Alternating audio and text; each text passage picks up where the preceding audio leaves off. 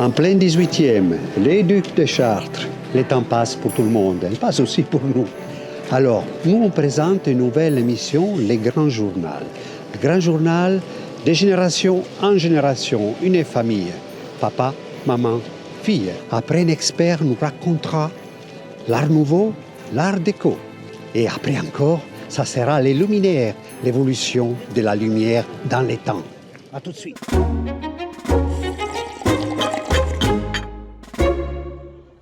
On a trois invités que j'adore, que j'ai rencontrés à plusieurs reprises. Pamela, bienvenue chez nous. Et merci, bonjour. Daniela, bonjour. Bonjour. Et Bernard, notre connaissance. Bonjour à tous. Comment t'es arrivé à cette magnifique aventure qui est ton métier et comment tu as pu la transmettre? Alors moi je suis arrivé à ce métier à travers un membre de ma famille qui était déjà dans le métier et d'origine ma grand-mère déjà travaillait dans Paris et à l'époque c'était ce qu'on appelle les biffets. Autrement dit, ils faisaient tout ce qui était pendant la guerre, les chaussures, les soies, les laines, les choses comme ça. Et puis ensuite, mon oncle qui travaille aussi dans la même partie a évolué. Il est passé des tissus, des ferrailles, des choses comme ça, petit à petit, à quelque chose de plus riche et de plus cher, à savoir un petit peu la brocante et ainsi de suite. Donc d'avoir vécu auprès de tous ces gens-là, ben, ça m'a amené de passer d'éducateur spécialisé pour enfin l'adapter à l'Antiquité et à la brocante. Et me voilà là. Donc tu as fait un grand parcours et ensuite tu as rencontré ta femme. Et ensuite... Ah ben oui. Alors, qu'est-ce qui s'est passé? Comment vous êtes arrivés à travailler ensemble? En fait, si tu veux, quand j'ai connu Daniel, je lui ai dit on quitte le pays, on habite le Tarn-et-Garonne, et j'ai dit voilà, moi je pars à Paris pour faire de l'Antiquité. Alors on s'est mariés le même jour, on a pris le train, on a pris la valise et on est parti à Paris pour se faire. Exactement, ça s'est passé comme ça. Et on est arrivé à Paris, donc dans la famille qui nous a naturellement hébergés au début, sinon c'était pas possible. Et on est parti directement dans les marchés aux puces, et c'est comme ça qu'on a commencé. Voilà. Oui, donc moi je vois des images en noir et blanc quand vous me racontez cela. C'est quelque part. C'était 74, 1974. Bon, la télévision en couleur était déjà arrivée. Voilà, c'était le moment. Et puis, paraît-il qu'il y a un carton, dans ces cartons, qu'est-ce qu'il y avait? Non, je plaisante. Est arrivé. Et voilà, est arrivé. Donc, la génération a continué. Donc, tu as fait un passage. J'ai deux filles et toutes les deux, j'ai voulu les intéresser à notre aventure parce que moi, je fais ce métier-là par passion. La liberté que l'on trouve à travers notre métier était plus importante que d'avoir un métier où tu gagnes beaucoup d'argent mais où tu es prisonnier de ton entourage. Et alors on a discuté beaucoup de ça et je vois que ces paroles-là les ont influencés. Et ma grande fille a touché à notre métier, elle fait autre chose, mais c'est un métier où elle est autodidacte. Et Pamela, elle, quand elle a mordu à la maison, elle n'a plus lâché. Voilà. Avant d'arriver à Pamela, parce que là on va vraiment faire un saut de génération, Daniela, toi, comment tu as apprécié cette aventure? Moi j'ai bien aimé. On a eu plusieurs boutiques que j'ai exploitées dans Paris. Et puis après il y a eu les puces. Puis on est aux puces à marché Garnison depuis 1974. 74. C'était comment l'ambiance? L'ambiance c'était extraordinaire. Il y avait beaucoup de marchands, de clients, d'étrangers. Il y avait beaucoup d'exports. Il y avait du monde les 3 jours. Dans le même stand, dans la même allée, on n'a pas bougé. Et Château, c'était une suite, disons. En fait, Château existait déjà dans le fait que quand mon oncle faisait l'antiquaire, lui, moi je faisais la Villette pour lui. Ensuite, je suis venu ici en 77, je crois. Daniel, qui travaillait dans un bureau où elle s'ennuyait fort. D'origine, elle était dans le commerce. Et donc, Julia, quand elle a touché à ce commerce-là, elle Pas quitté. Elle était... Toi qui tu as rencontré les coups de foudre. C'est ça. Génial. C'est ton tour. C'est moi. C'est ton tour. Là. Raconte-moi comment tu es arrivé, comment tu vois ce monde et comment tu envisages de les développer aussi. Moi, à 20 ans, j'ai eu le bac et puis, comme dit papa, je voulais être orthophoniste. Ils avaient une petite boutique qui faisait 4 mètres carrés au puce. Je dis bon alors attends, avant de prendre de petites études, je vais quand même aller exploiter cette petite boutique de 4 mètres carrés. Et au final, j'y suis restée 7 ans et au bout de 7 ans, je dis ah, j'aimerais bien avoir une boutique un peu plus grosse. Et donc j'ai exploité, on a encore 2 autres boutiques et j'ai exploité les autres grosses boutiques que tu connais. Et voilà, donc je suis allée là, je voulais faire au début du bijou, du bouton, des petites choses. Il y a un magasin qui me fascinait qui était au marché Biron qui s'appelait Au Verre de nos grands-mères. Et tout le monde cherchait le magasin Au Verre de nos grands-mères. Je dis mais pourquoi vous les cherchez? Parce qu'on fait un réassort de verre et ils avaient des murs entiers de verre. Et moi j'ai dit, oh, moi je veux faire des choses avec de l'accumulation. Donc je me suis mis finalement dans l'art de la table et j'ai plein d'assiettes, plein de couverts, plein de verres, tout en accumulation. Et c'est éco-responsable, si je puis dire finalement, où tous les restaurateurs viennent chez nous aussi pour aller chercher des verres différents, des assiettes différentes, des couverts différents, des petits plateaux, des petites choses comme ça. Encore un monsieur qui est un étoilé, qui est à Paris, un chef, qui est venu me voir ce week-end parce qu'il cherchait des petits plateaux pour présenter les verrines de dessert. Donc c'est génial en fait finalement. Il y a toujours un renouveau en fait dans ce métier. Il y a toujours un engouement différent et moi ça fait 22 ans que je suis dans ce métier et il y a toujours un engouement différent pour différentes choses. Donc c'est ça qui est chouette, c'est jamais pareil en fait. Là maintenant, tu es plus dans une... Il faut vraiment décorer, il faut faire une mise en scène. Il y a un petit peu plus de travail. Tu nettoies tes objets, alors qu'avant, ça se trouve, tu posais une timbale en argent, pas besoin de la nettoyer, c'est de l'argent, tout le monde sait ce que c'est. Non, maintenant, tu as vraiment une vraie mise en scène. Le tableau, faire une accumulation de tableaux, c'est pas trop joli parce que... t'es pas dans une ambiance. Donc oui, ça change par rapport à ça. Moi, mon père à l'époque...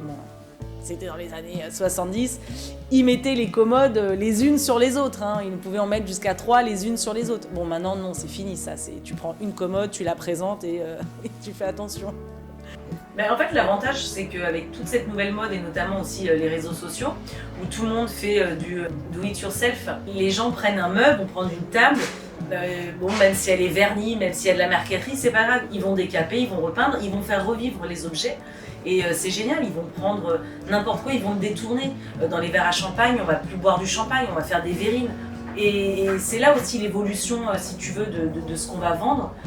Grâce aux réseaux sociaux, ça nous donne des idées et ça fait évoluer les choses. Donc c'est chouette ça aussi. Et vous, du coup, vous avez pu suivre L'évolution De ce qu'on peut vendre aussi et se dire ah bon mais maintenant ça aussi ça se vend. Ben oui maman en ça fait, se vend.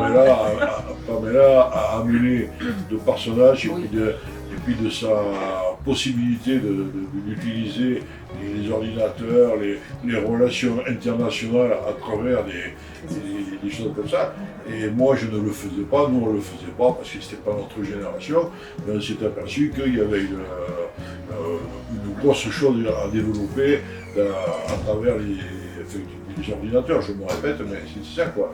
Et rentrer en relation avec quelqu'un avec qui on fait du business à New York ou partout, c'est des choses que nous on ne faisait pas, sauf quand les marchands venaient nous trouver sur place. Je vois et je me rends compte vraiment que de génération en génération, c'est quelque chose que grâce à vous, on peut la faire perdurer. Normalement pour nous, c'est en fait la société telle qu'elle est faite maintenant. Avant, on disposait de grands domaines, de grandes maisons, de grands appartements. Et maintenant, avec le prix des choses, d'une façon générale, le prix du mètre carré, il a fallu que les meubles que nous, on vendait, ne sont plus utilisables dans un contexte comme ça. Parce que maintenant, tout est trop cher et les surfaces ne sont plus adaptées pour ce genre de mobilier-là. Alors les gens ont rétréci, ont repeint, ont essayé de sauver un morceau du patrimoine, mais malgré tout, ils ne pouvaient pas utiliser des commodes Régence ou des choses comme ça dans les appartements actuels. Donc, l'adaptation, c'est ça. Est-ce que vous avez des souvenirs marquants dans votre métier? Alors, tout est marquant. Même à Chatou, quand j'étais petite, j'avais mon petit stand avec ma petite table et je sais pas, je devais avoir 8 ans, non? Oui, Je passais des journées entières avant de mes 3 bricoles sur ma table. Bon, ça durait 10 minutes, puis après j'allais jouer derrière, parce qu'avant c'était des cabanes en bois. Je jouais à la maîtresse, et donc j'avais des craies et je dessinais sur les cabanes de Chatou, quoi. J'ai trouvé ça, ah oui, c'est génial! Tout était génial en fait avec mes yeux d'enfant. Moi, le souvenir marquant de ma vie, c'est surtout d'être en contact avec des gens. Et si j'avais fait un autre métier, jamais je n'aurais connu ces gens-là. C'est incroyable parce qu'on discute comme si c'était toujours connu. Vous voyez comment l'évolution de ce métier? Continuer à s'adapter, comme fait Exactement. Pamela, comme nous, elle assume moi, elle m'a fait changer d'optique. C'est un éternel recommencement. Nous, au plus, on touche aussi les décorateurs et on travaille beaucoup avec aussi les films, notamment là, toutes ces séries en ce moment sur les plateformes. Ils viennent vers nous, ils viennent encore chez nous au plus, mais même les étrangers, hein, une grosse série notamment sur Netflix qui faisait une série sur, ça se passait au 18e, ils nous ont pris plein de petites choses, mais vraiment époque 19e, 18e. Les objets authentiques, et c'est nous qui les détenons. C'est ça qui est génial dans ce métier, c'est vraiment tu rencontres mais tellement de monde à travers le monde, c'est chouette. Même ici à Chatou, on rencontre plein de monde étranger, enfin il y avait des Américains, il y a des Japonais, il y a des Russes, il y a tout le monde, vraiment, et ça c'est chouette. En France, il y a beaucoup de gens intéressants, c'est ça qui est bien. Bien sûr. Rentrer en contact avec tout ça, c'est super. Ouais. Et que notre métier qui puisse faire ça. Hein. Oui, c'est vrai. Vous avez vu, Chatou, la foire, nous amène des personnages. Voilà, nous on quitte les plateaux du bistrot du Grand Journal pour passer à la bibliothèque.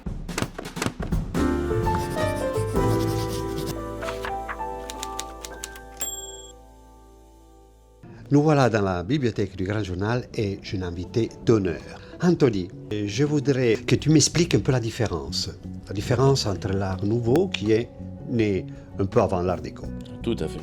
Oui, on a deux périodes dans l'histoire de l'art parfaitement distinctes.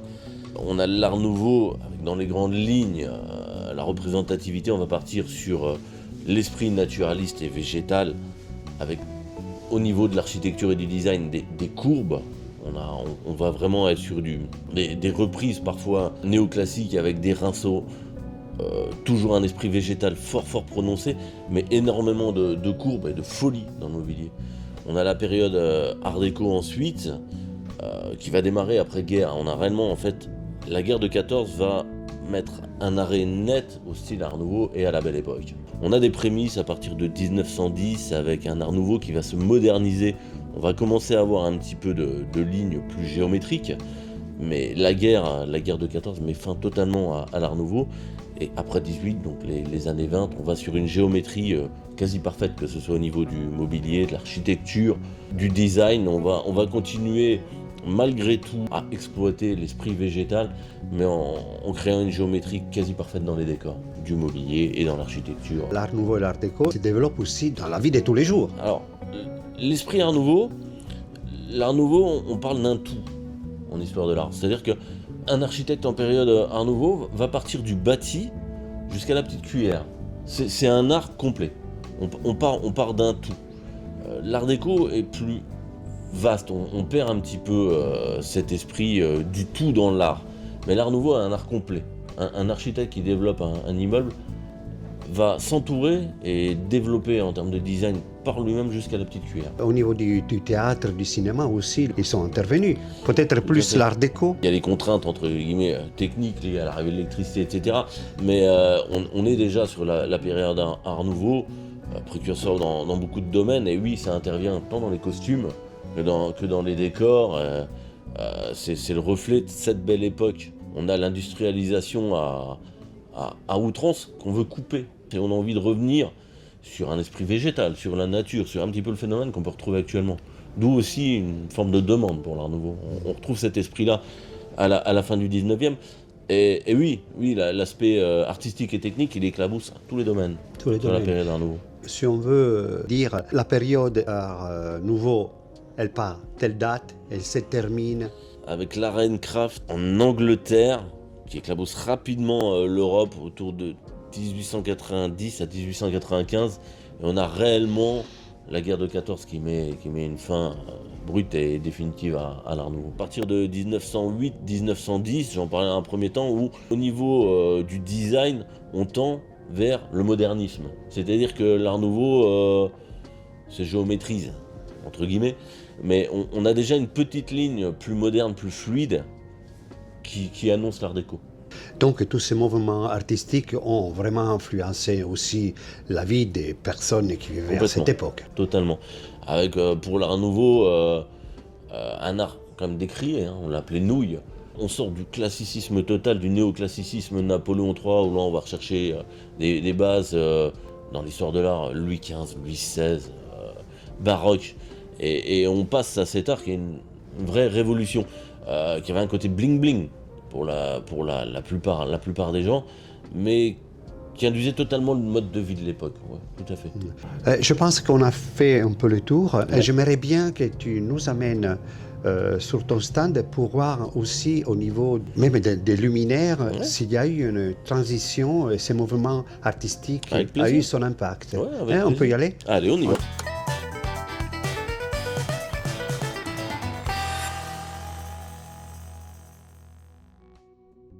On est dans un espace Antiquité Art Nouveau qui se trouve à Nancy. La structure sur la foire de Chatou, où là on va avoir un panel de pièces essentiellement Art Nouveau, avec notamment un luminaire qui est emblématique de la période Art Nouveau. On est chez Émile Gallet. Hein. La particularité sur le luminaire, Émile Gallet meurt en 1904, de son vivant on a très peu de luminaires. On a l'arrivée de l'électricité, on a quelques modèles, et c'est des lampes. On va perpétuer les décors donc végétalistes, avec des inspirations japonisantes jusque dans les années 20, mais toujours en conservant cet esprit Art Nouveau. Là, on a un joli modèle d'Émile Gallet, donc on est sur un verre multicouche gravé à l'acide. On trouve totalement l'esprit végétal de la période Art Nouveau. Elle reste spectaculaire. Parce que... Elle est jolie de taille, avec un rendu lumineux super. Et il faut se remettre dans le contexte quand même de l'époque, avoir l'électricité personnellement, déjà, c'était beaucoup aimer ce style qui était quand même pas mal décrié par l'histoire de l'art, hein, et pouvoir se l'offrir. Ce qui fait qu'aujourd'hui la production est fort restreinte. Ouais. Là on a un joli modèle. Mais c'est important que tu puisses faire revivre aussi toutes ces périodes. Non, tout à fait. Donc tu as plein d'artistes, Maître Verrier aussi, à part Gallet, tu as aussi toujours un nom. On va avoir des exemplaires des frères Muller à Lunéville. Hein, là on est en période 1920, on continue à exploiter l'esprit végétal de la période, avec déjà une forme de modernité sur la lampe, sur la structure, une forme un peu plus de réserve moderniste géométrique qui tend déjà sur l'art déco. Et on va avoir après un exemple de Charles Schneider avec le verre français sur une petite lampe champignon comme celle-ci. On est après 1920 et là on va avoir la géométrie quasi parfaite de l'art déco, avec des rappels naturalistes, végétalistes, encore 1900, transitoire mais déjà plus art déco. Ah, je la trouve fabuleuse, cette petite lampe. Elle est sympa. Ouais, elle est sympa, très belle. Les mêmes techniques de qualité que chez Gallet, avec des verres multicouches gravés encamés à l'acide. Après 1925, on reprend cet esprit d'inspiration végétale, parce que là on l'inspire, hein. On la montre pas parfaitement, mais avec une géométrie moderne, typique de l'art déco.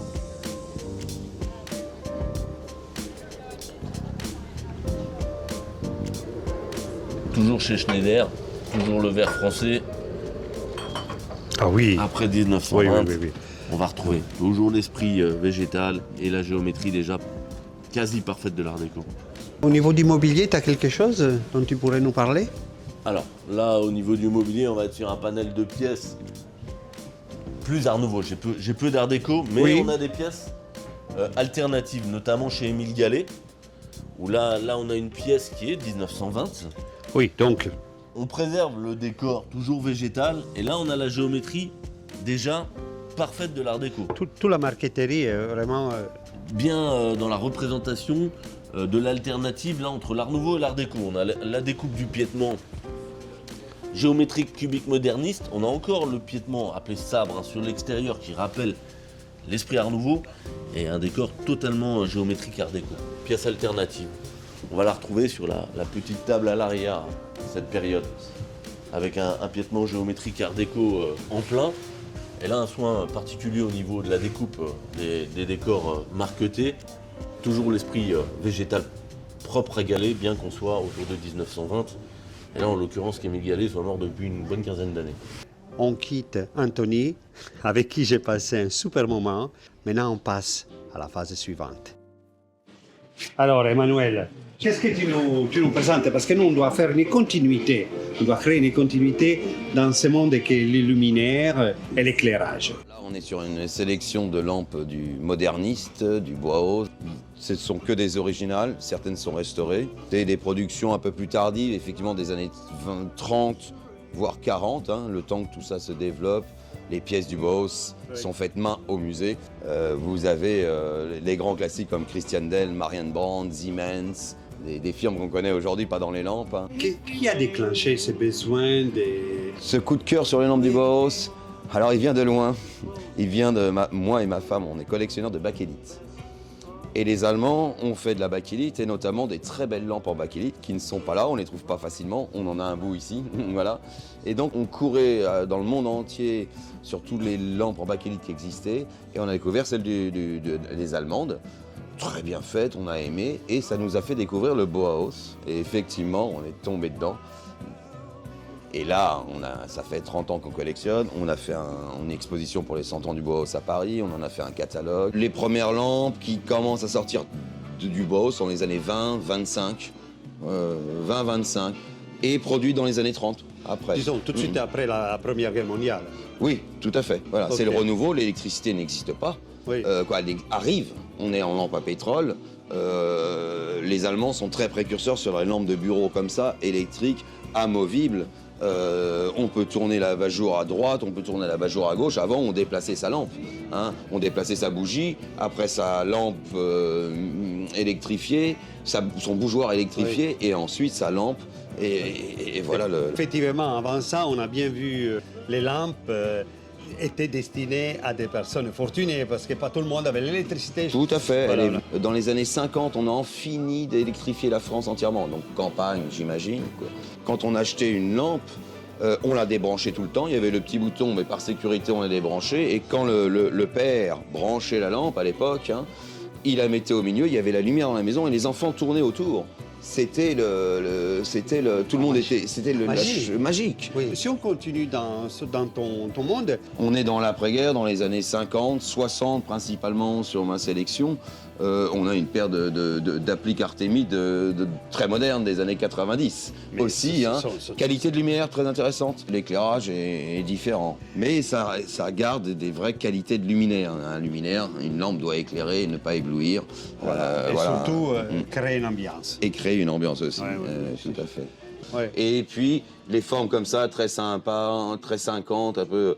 Il y a plein d'expressions, le tripode, le compas qui arrive dans le monde entier. Une pièce comme ça extraordinaire de la maison Tende qui existe depuis 1900, qui faisait des lampes en bois et qui se remet après-guerre du post-moderniste, comme j'appelle ça. Le moderniste étant le Bauhaus et le post-moderniste arrivant. En mettant une évolution des nouveaux produits, des nouveaux systèmes, mais en gardant la qualité de l'éclairage en priorité et des matériaux surtout. Hein. Alors chez les Allemands, effectivement, ouais, on a une très belle qualité. Grâce à toi, on en sait un peu plus. On doit continuer notre parcours pour les grands journaux et les parcours aussi des luminaires. Et la foire est tellement riche qu'il y a de quoi faire. Voilà, il y a de quoi faire. De toutes les séries différentes d'époques. Il y a un choix. On a affaire à des passionnés qui sélectionnent énormément. Et effectivement, même si sur Château on peut tout trouver, de la lampe rare comme la lampe classique, c'est vrai qu'il y a toujours voilà, c'est notre passion. C'est ce qui nous fait vivre. Alexandre, je vois sur ton stand la lumière qui évolue dans les temps. Oui, absolument. Donc, nous, on a commencé notre émission avec l'Art Nouveau, l'Art Déco. Après, on est arrivé au Bauhaus et maintenant, on arrive chez toi. Voilà, c'est-à-dire donc à l'après-guerre. Après, plutôt, voilà. Donc, disons, autour des années 50. Absolument. Enfin, disons, je balaye du début des années 50 jusqu'à la fin des années 70, début 80. Tu voulais nous présenter une lampe. C'est celle-ci. Absolument. Donc ça, c'est une lampe italienne Oui. du milieu des années 50 qui était éditée par Stilux à l'époque, qui était très novatrice parce qu'elle fait partie des premiers luminaires qui ont utilisé le métacrylate en guise d'abat-jour, qui était un matériau très nouveau à l'époque, hein, bien sûr. Hein. C'est une forme de plexiglas. Mais tout en conservant quand même, je dirais, une noblesse des matériaux. Par exemple, le pied est en marbre de Carrare. On retrouve également du laiton donc pour toute la partie articulée. Et ça, c'est très caractéristique aussi des pièces italiennes de cette époque, ce mélange de matériaux à la fois classique, mais aussi très novateur. Oui, et puis bon, quelque part. on peut pas se séparer facilement du marbre de Carrare. Oui. Et qu'est-ce que tu pourrais nous dire? C'est une liseuse? Alors voilà, tout à fait. C'est un lampadaire liseuse, exactement. On le voit de par sa fonction, donc elle a tout à fait sa place à côté d'une assise. On peut bien sûr moduler la hauteur, le degré d'orientation, à la fois donc à ce niveau-là et puis par le chapeau. Donc c'est une liseuse, donc comme fonction. Elle n'a pas qu'une fonction décoratrice, mais très agréable. Oui. Bon, chère liseuse, on va passer à la suivante. Alors là, on va passer à un luminaire qui est plutôt de la décennie suivante. Maintenant, on est plutôt dans les années 60. Donc là, il s'agit d'une lampe d'un créateur de Poliarte, qui est un ensemble de pièces en verre de Murano, en verre soufflé de Murano, qui ont été cisaillées de façon à faire ce montage. Là, on est vraiment dans une pièce très caractéristique, on va dire de la deuxième moitié des années 60, donc en verre soufflé. Alors, on ne se rend pas tellement compte à la lumière du jour, mais le soir, la lumière est vraiment extrêmement agréable. Le verre de Murano diffuse toujours une lumière très agréable, très chaleureuse. En plus, ces boules d'air, elles doivent créer une ambiance. Tout à fait, tout à fait. Je dirais qu'il y a une légère pluie qui coule à l'intérieur. Oui, absolument. Ça prête un peu à la rêverie. Et donc ça, c'est un travail très caractéristique de Poliarte, donc qui était très, très connu dans les années 50-60, on dira. Bon, pour terminer, je pense que tu as encore une pièce. Alors là, j'ai une pièce effectivement qui n'est pas courante, qui est également de l'éditeur Stilux, comme la liseuse des années 50. Mais celle-ci, donc c'est une lampe plus tardive puisque c'est une création de 1972. Et donc, comme caractéristique d'être modulable, c'est-à-dire qu'on lui donne, la forme qu'on veut, soit en colonne, soit on peut jouer avec chaque élément. Ça, c'est assez typique de la créativité, on va dire, de cette époque. Et surtout, on retrouve de l'inox brossé, qui est vraiment caractéristique de la seconde moitié des années 60 jusqu'à la première moitié des années 70. Donc, inox brossé et acier laqué, quoi. C'est une sculpture lumineuse, on dira. Oui, voilà. C'est exactement cela, une sculpture lumineuse. Eh bien, sur la sculpture lumineuse, je pense qu'on va terminer notre émission. Alors, nous, on vous dit au revoir et à la prochaine émission.